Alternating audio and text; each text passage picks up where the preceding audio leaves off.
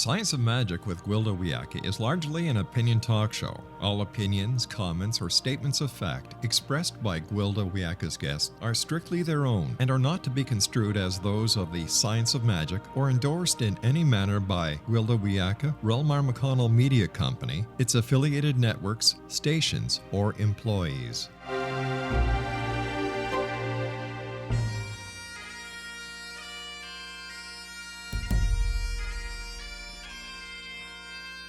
Welcome to the Science of Magic with Gwilda Wiyaka, a program dedicated to uncovering the unified nature of reality and humanity's ever-evolving place as truly galactic beings. For more information on the Science of Magic with Gwilda Wiyaka, visit us online at www.thescienceofmagic.net.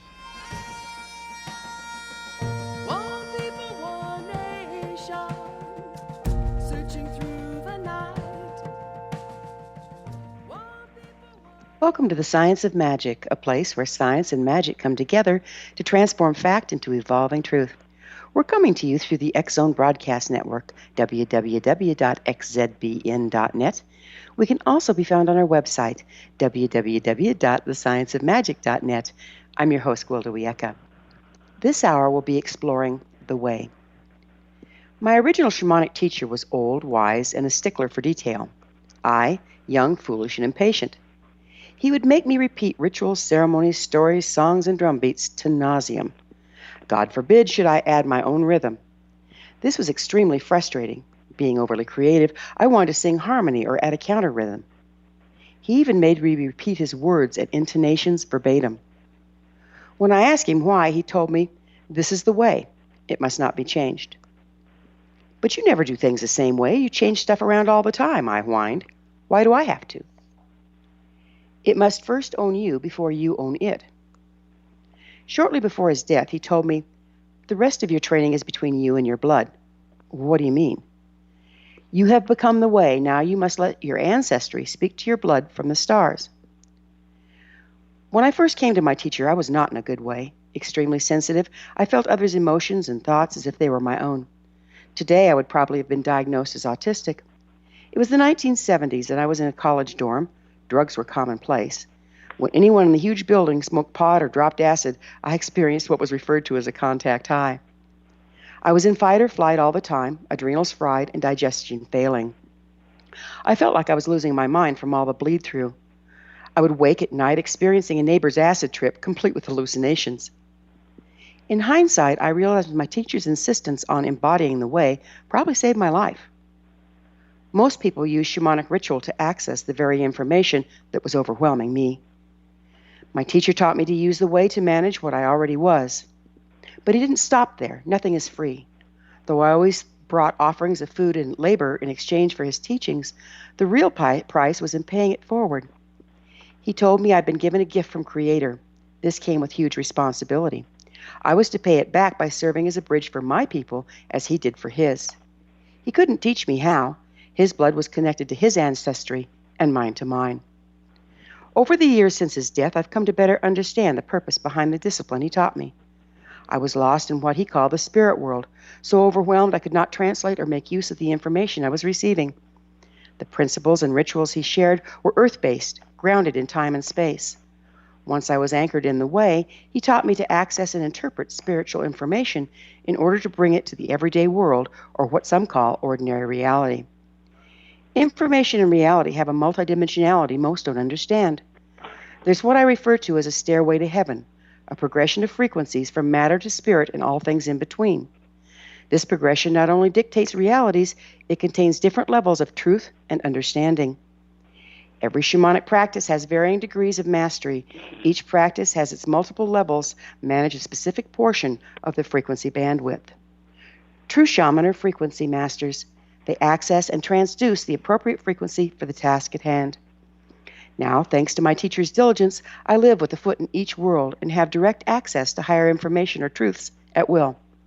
Yet, without the ability to transduce this information or light down through the frequency scale to ordinary reality, it has no value for me or my people. Listen to your dreams, Wiyaka. Follow your ancestral guides. Speak to the stars. They're your teachers now, my old friend instructed me the last time we were together. And should you get lost, remember the way. It'll always bring you home. Our guest this hour, Sandra Corcoran, is a holistic practitioner, shamanic counselor, and indigenously trained dream decoder using a broad spectrum of ancient and modern modalities. Author of Shamanic Awakening, she co-created the STAR process, a soul retrieval modality, in 1991. Sandy mentored and trained for the past 35 years in North, South, and Central America. She conducts workshops on the Andean Mystical Tradition. After this short break, I'll introduce Sandy, and together we'll explore multiple shamanic ways, shamanic healing, dream work, and their modern-day application. You're listening to The Science of Magic. Prior innovative episodes can always be found on our website, www.thescienceofmagic.net.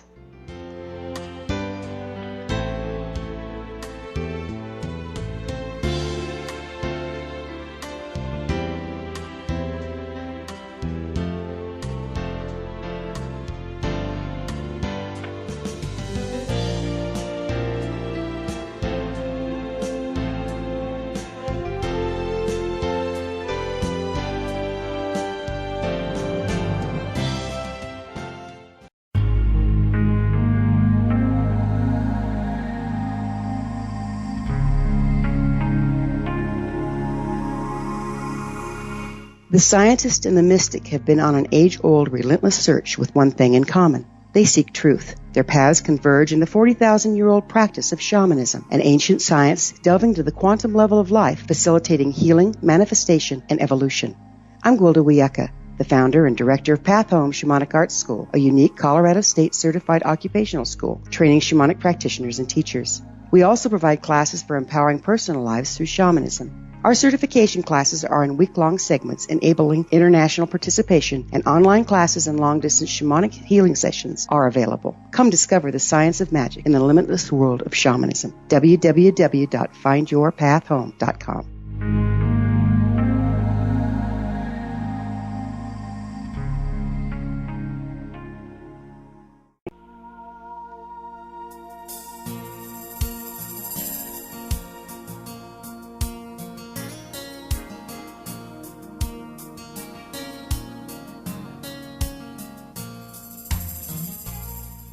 Welcome back. This is The Science of Magic, dedicated to unification and evolution of consciousness. I'm your host, Gwilda Wiyaka.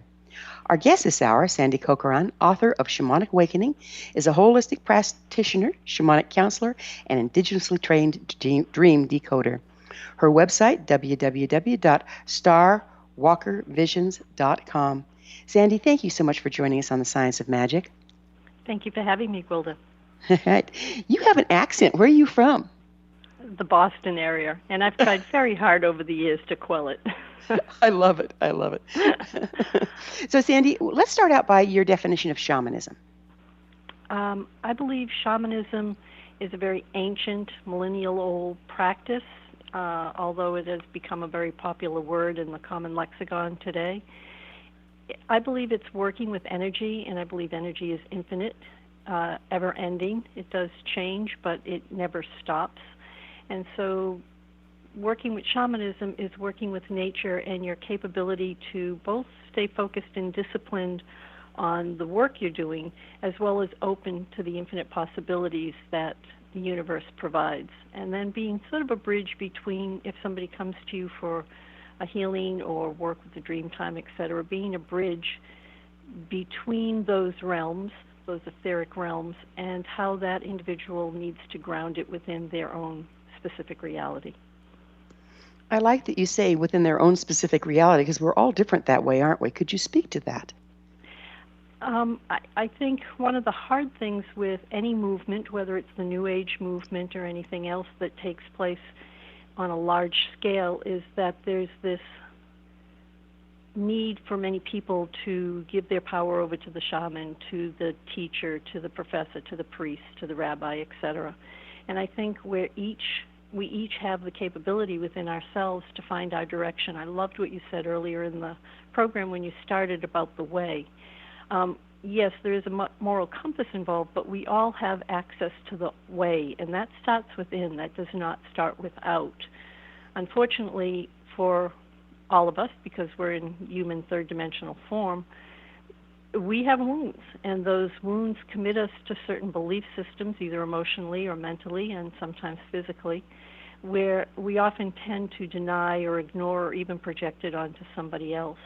And I think when we get back to a place where we feel centered and grounded and grateful, and that's a huge word, we reach the capacity to be able to forgive ourselves for how we learned our lessons, and then have compassion for the person who taught us how to confront that challenge.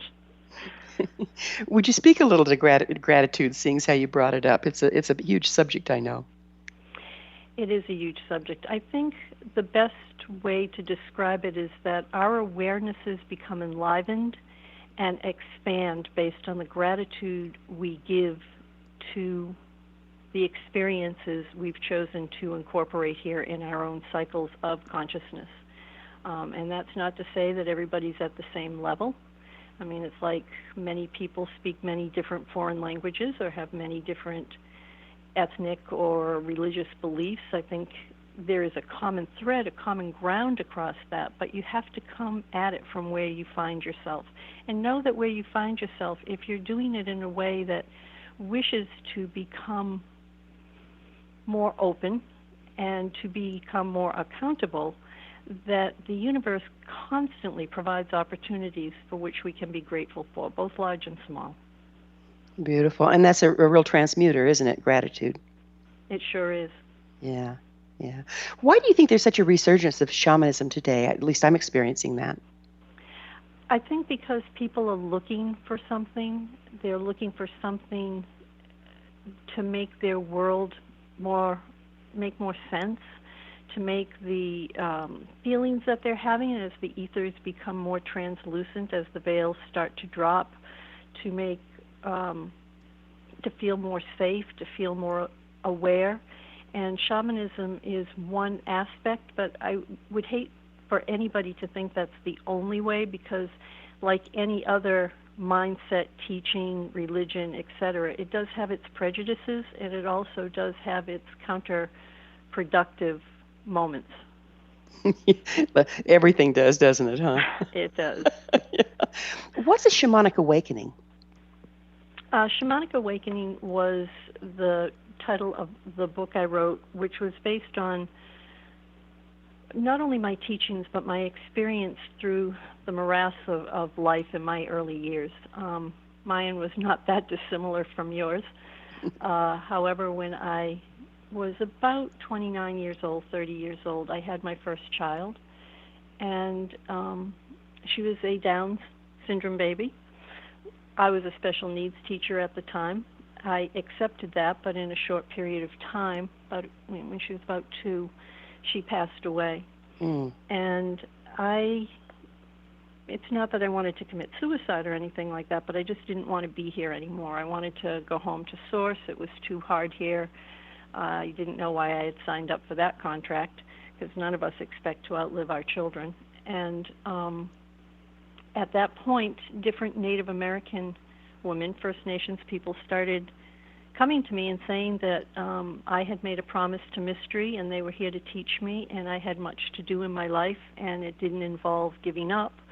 And so the next 30 years is what Shamanic Awakening is about. It's like at each step how I became more conscious of myself and more conscious of the living universe and more conscious of the opportunities to shift the denser vibrations of loss and fear and grief into something more palpable that can help both myself and others. So the death of your daughter was actually a bit of a shamanic death for you, is that correct? Absolutely. I think in any hardship or terrible circumstance any of us find ourselves in, if we can look beyond that moment, there is a gift in that. And, we didn't sign up for the punishment. We didn't sign up for the hurt. We didn't sign up for the loss. We signed up for the gift. And I think so many of us have lost sight of that. And in the gift of her passing was the gift of these, indigenous women starting me on a path that for 30 years I would follow. During a shamanic death, there's usually what I call a point of choosing, a time when a person can decide to remain in victim or use the shattering of their life to transform it. What was your experience of this, and ultimately what made you decide to take the path you did? I took the path ultimately to survive, for somebody to tell me day to day, wake up, do this, say this prayer, you know, smudge this area. I just needed somebody initially to tell me what to do because I was kind of in a fog. And I can remember about 2.5 years into the teachings, I woke up one morning and went outside to pray and felt the sun on my face. And I can still remember it to this day. It was this exquisite experience of feeling alive and at the same moment realizing that I had to let go of the pain. I had to let her go so that I could grow.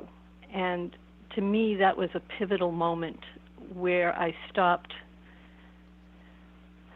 collecting and started being. It's amazing, those moments of awakening. You know, when you're going through a shamanic death, many tend to experience amazing synchronicities. Why do you think that is? And would you speak about your experience of these? Most of the experiences I've had that have catapulted me into higher understandings have all come through death in my life. I've had way too many people in my world die. But each one has left a little gift at the door. And I think the reason for that, you know, we don't talk about death. There are cultures that do see that as a sequence of the human form, but we tend to talk about birth and maybe about menses and men coming to their manhood and, you know, maybe being 21 and being able to vote and drink and maybe having a child. But we never talk about the end result of a very normal cycle we all need to pass through, which is death. And death isn't this scary thing where you're going to be cast to heaven, hell, or something in between. I think in the end, it's that individuation of the God within ourselves that judges us. And I think at death, the veils are thin. And so you have this moment of opportunity, almost like you do at sunrise and sunset, and many traditional people feel, you know, at Hallow Mass in between that and All Souls Day, when the veils are the thinnest and you're able to see beyond the dimension of this concretized third-dimensional reality. And I think it's really stepping up. The pace is stepping up. We've moved into the next sun, or the next world, as they call it. And more we're going to see those opportunities where the veils between the dimensionality of what we consider real and unreal start to open up for us to have different experiences. And I think shamanism has come about so that people aren't so afraid in those experiences. It's an amazing form to help people with that transition. And you're so right. The transition is one that we fear and hide from. I have about a minute left in this segment. Can you speak to how people can reframe the way they're viewing death? Well, I think that's individual, because what I say is not going to make somebody have a different belief. But from my perspective, I think when we drop these personas and templates at death, we return to the one, or the all that is, or great mystery, or God, or the Big Bang, or whatever you want to call that higher vibrational level from which we all come from. And when we choose to come into this earthbound third-dimensional reality on Earth for this experiment to find ourselves through the way, we end up forgetting that when we go back, it's much more glorious than what it's been here. And so the fear is only because I think people don't want to hurt when they die. People don't want to lose people they love. People don't know what that's going to look like. And in a lot of the shamanic traditions, they put you through ceremonies and rituals where you come face to face with your own death so that you're not afraid of that moment. It's a huge transitional time, and I love the provision. I mean, it sounds gross, coming face to face with your own death, but it's so liberating to come face to face with something and not fear it anymore. Then you can really live. Is this what you're experiencing? Exactly. Yeah, how nice. Our special guest this hour is Sandra Corcoran. She's the author of Shamanic Awakening. She's a holistic practitioner, shamanic counselor, and indigenously trained dream decoder. Her website, www.starwalkervisions.com. Sandy and I will return to our discussion after this short break. You're listening to The Science of Magic on the X-Zone Broadcast Network, www.xzbn.net. I'm your host, Gwilda Wiyaka. Previous broadcasts of thought-provoking episodes can always be found on our website, www.thescienceofmagic.net. We will be back, so don't you go away.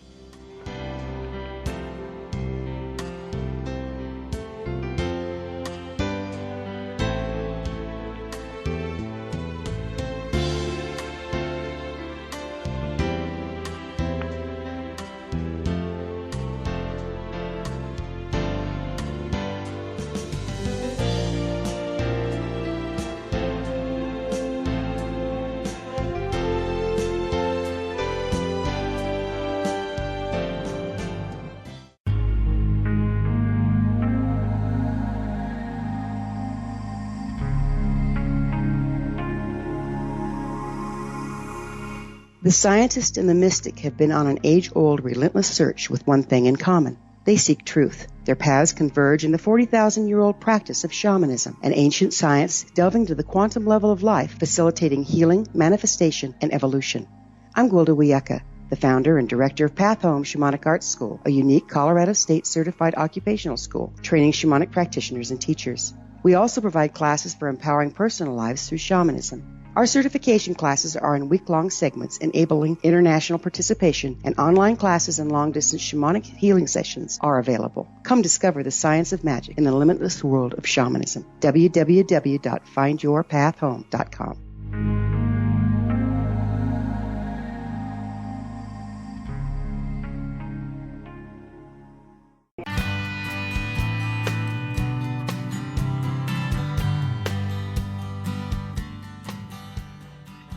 Welcome back. This is the Science of Magic, a place where magic and science come together to promote enlightenment. We're coming to you through the X-Zone Broadcast Network, www.xzbn.net. Visit us online at www.thescienceofmagic.net. I'm your host, Gwilda Wiyaka. Our guest this hour is Sandra Corcoran, author of Shamanic Awakening. She's a holistic practitioner, shamanic counselor, and indigenously trained dream decoder. Her website, www.starwalkervisions.com. Sandy, I noticed when you were speaking about the thinning between the veils, you used some Celtic shamanic concepts of the time close to Halloween, as we call it in this culture, when there's a thinning of the veils. Would you mind speaking to that a little bit? Sure. My father's people were all from Ireland, so I believe in my own DNA structure that there is a pagan Celtic component to what I've learned from the indigenous, at least North American native people. I think the Celts were here long before Columbus. And the thinning of the veils is basically, there comes a time in the vibration or the context of the vibration around our planet where the dimensionality, the vibration of the dimensions, and there are more dimensions than just this concretized form, becomes thinner, where you're able to access more of the etheric realms or the dimensions that lay beyond the solid wall or construct that we see in our day-to-day reality. In those places, it's often where people have their experiences with interdimensional beings or fairies or orbs or many of the things that people have seen as magic, but magic is only that which we don't realize yet, and it's happening, it's coexisting at the same time we are. So when the veils are thin, we're able to access the finer vibrations of what lays beyond, and in those finer vibrations, we're able to connect, albeit temporarily, with activities, personas, etc., that are on that other side. Mm. And you've studied many shamanic forms. What do you see as the advantage of having done so? I think there's a single thread that runs throughout all the teachings I've had, whether they've been in, Ireland or Egypt or South America or North America, and that single line has to do with the fact that love and light penetrate all forms of matter, and that, in a way, consciousness was melded into that matter to help us draw forth our awareness. And our awareness comes from being open, from being accountable, from taking ownership. And what I mean by that is it's not from an egotistical point of view, but as opposed to giving away your power to somebody else, to having them do it. And so the awarenesses that come out of all of that spiral you up to a higher level of understanding different things that are happening in your life, maybe different things that you've chosen to learn about or discard, different ways you react with certain people. And I think so many people on the planet become sheep. They become blind to the fact that they can make a difference in their world. They get caught and held down by the fears of lack and limitation. And in the shamanic traditions, there is no lack and limitation. The universe is infinite.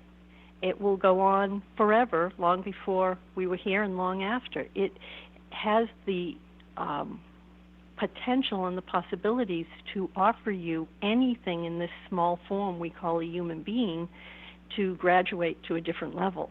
But, we can't even stop the conflicts on this little blue marble, so it's kind of hard to think that we have to repeat these things lifetime after lifetime until we get it, because we can't belong to the higher levels of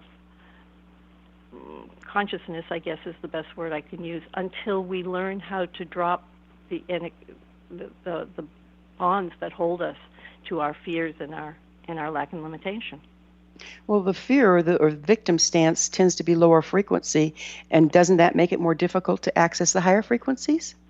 Absolutely, but if you stay in those lower dense frequencies and you don't try and do even the little things that can start to break those bonds, you're never going to make your way to the higher frequencies. That's why you see these, you see baby souls and young souls and mature souls and old souls and transiting souls.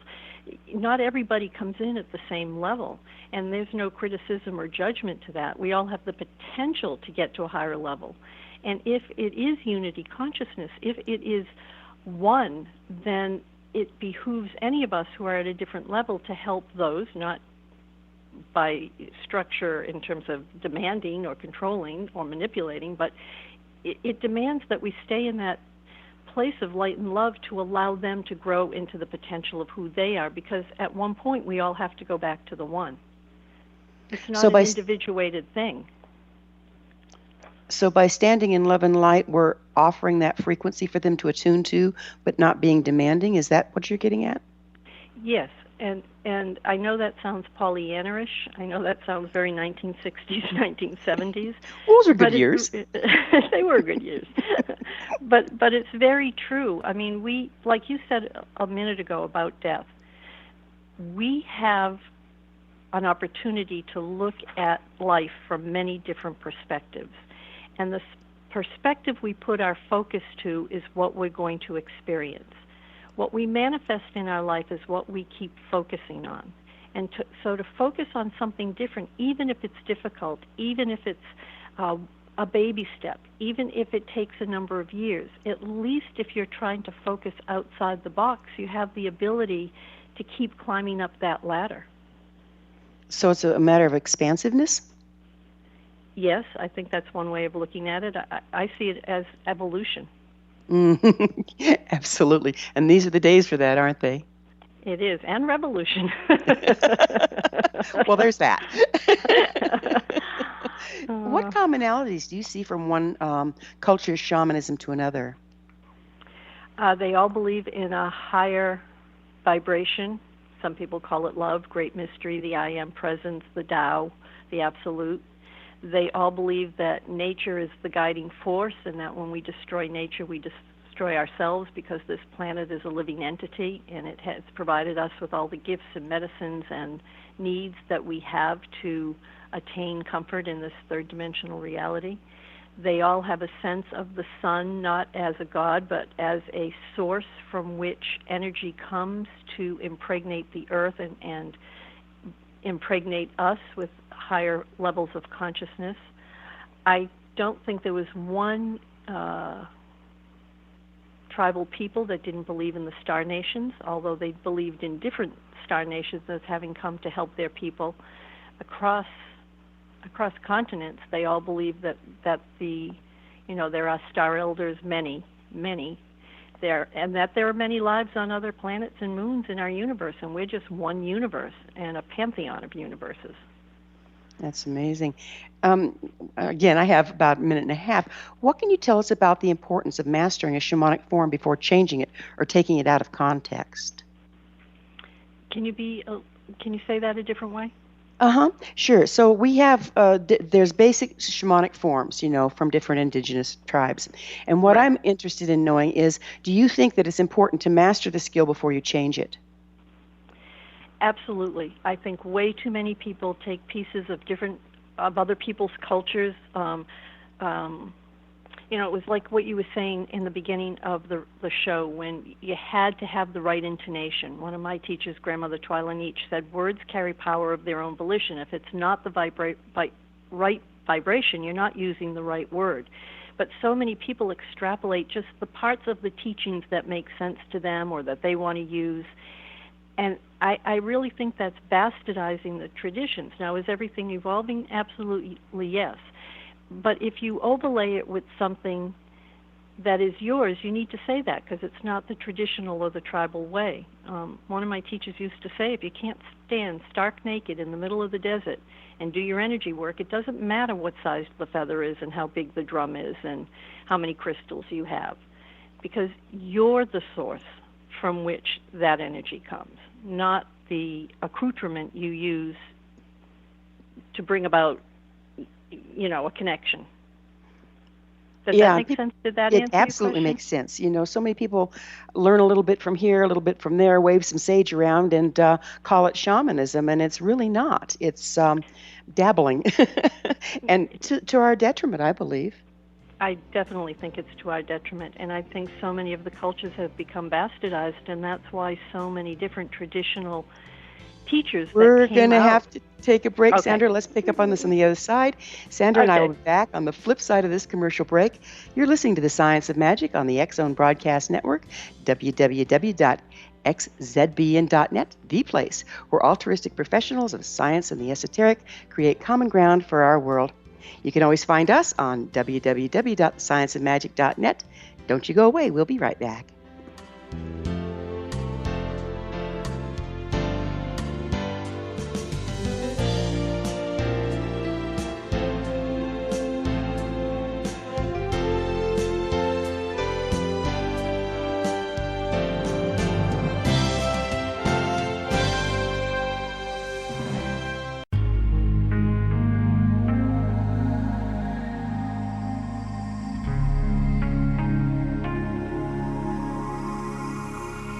The scientist and the mystic have been on an age-old, relentless search with one thing in common. They seek truth. Their paths converge in the 40,000-year-old practice of shamanism, an ancient science delving to the quantum level of life, facilitating healing, manifestation, and evolution. I'm Gwilda Wiyaka, the founder and director of Path Home Shamanic Arts School, a unique Colorado State certified occupational school training shamanic practitioners and teachers. We also provide classes for empowering personal lives through shamanism. Our certification classes are in week-long segments enabling international participation, and online classes and long-distance shamanic healing sessions are available. Come discover the science of magic in the limitless world of shamanism. www.findyourpathhome.com.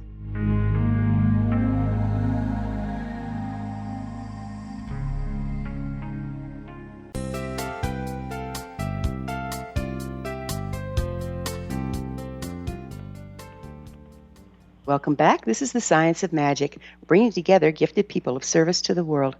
We're coming to you through the X-Zone Broadcast Network, www.xzbn.net. Our website is www.thescienceofmagic.net. I'm your host, Gwilda Wiyaka. Our guest this hour is Sandy Corcoran, author of Shamanic Awakening. She's a holistic practitioner, shamanic counselor, and indigenously trained dream decoder. Her website, www.starwalkervisions.com. Sandy, let's dance with dreams. Okay. So dreams are another common thread with the many cultures I've studied with. It is said that the dreams have existed as long as we have, and really who is the dreamer, the one having the dream or the dream itself? Graham Twyler used to say that the ancestors had offered the gift of the dream time to every creature because it was a gift of peace. So a lot of the work that I've done in these different traditional studies has been with the dream time, because the dream time is what creates our living reality. That's amazing. And it just kind of boggles the mind. Okay, am I the dreamer or the dream? Exactly. What do you see as the importance of dreams? I think dreams hold our vital energy, and they help us become supersensory because they take us outside the confines of time and space and breath.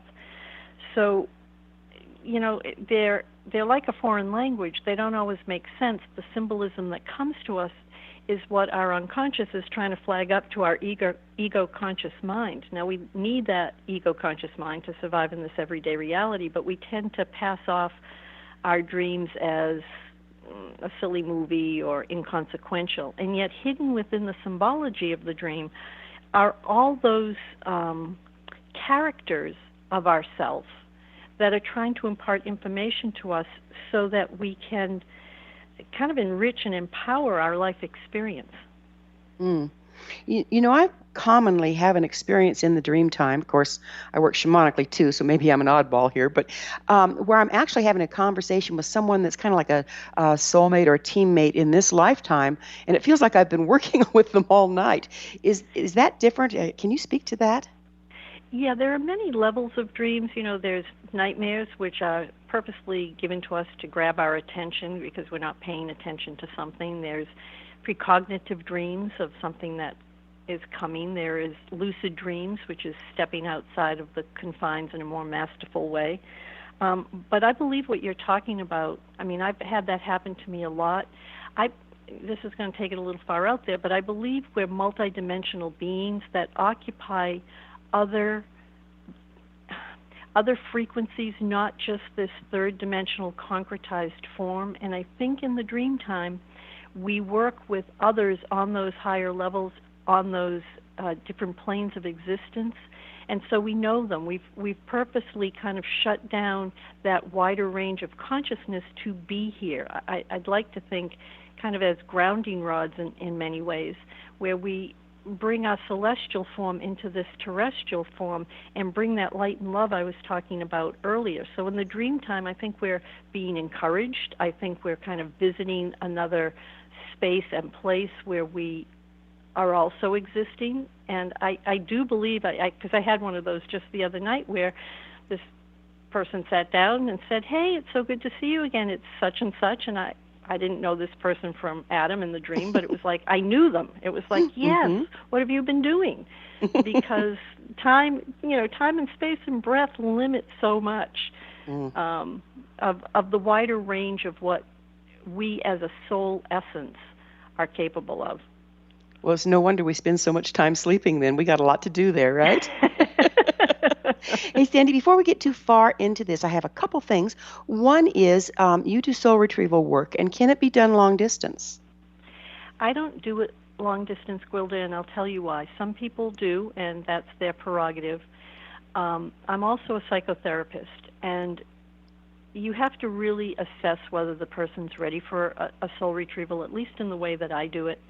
And yes, everything is energy, and long-distance healing is absolutely something that can be done, I think, in other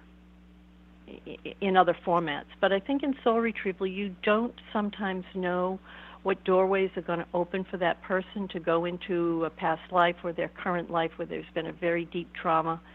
And I've had people really have a difficult time on the table. And so I always want to be present to be that container, to hold that space for them, and to be able to help them when they don't feel unprotected in what's coming up. So I don't ever do them long distance.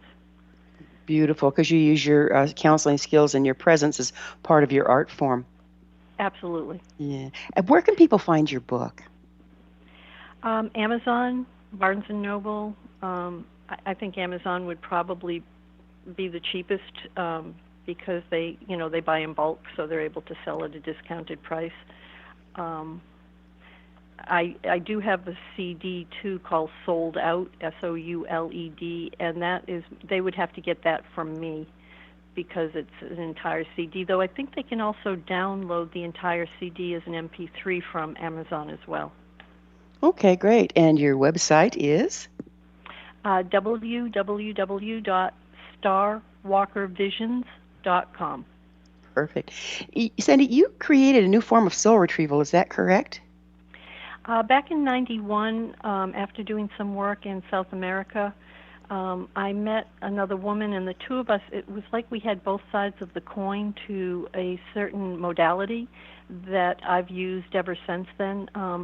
She has stopped doing the work because she wanted to do something else, but I use that format, that construct, to do all of my soul retrievals, and I've done them all over the world. The only time I have somebody else in the room is when the person speaks a foreign language and there needs to be translation. Okay. For our listeners that don't know, would you mind explaining the shamanic healing form called soul retrieval? Soul retrieval is a millennial-old healing modality that believes we're more than just these concretized templates and personas, that we are in fact a light body, and within the fabric of that light body and our DNA structure and our genome structure, that perceptions and beliefs, wounds and fears fragment us in certain perspectives as we grow from fetal form and through our younger years. And it's not like those greater or higher vibrational essences are lost to us, but they're not lined up with our core. So in a very irreverent way, like when a computer gets a virus and it needs to be defragged and the software downloaded again, the structure of the soul retrieval has the capacity to bring a higher vibration back into the cellular structure through the light body into the physical body. And because the physical body is made up of mainly light and water, it's able to hold that higher vibration because you have faced the fears or the shadow or the remembered parts of yourself, so that you can be aware, and it's different for different people, but on those higher dimensional structures, what you're capable of. I think there's been some great people that have talked about it. I think Bruce Lipton in his epigenetics, I think the late Candace Pert and some of her books like The Molecules of Emotion. Science and quantum physics is really starting to bridge the shamanic forms and show that there's a real link between the two. You got to love that, science and magic coming together, yes? Yes, I do. Sandy, it has been absolutely wonderful working with you. I can't tell you how much I've enjoyed our time together, and we're just about out of time. So until next time, Sandy. Thank you so much. Our guest this hour is Sandy Corcoran, author of Shamanic Awakening. You've been listening to The Science of Magic. Remember, you can always listen to past thought-provoking episodes on our website, www.thescienceofmagic.net. Until next time, dear ones, may you be blessed with knowledge, comforted with love, as you ascend your stairway to heaven.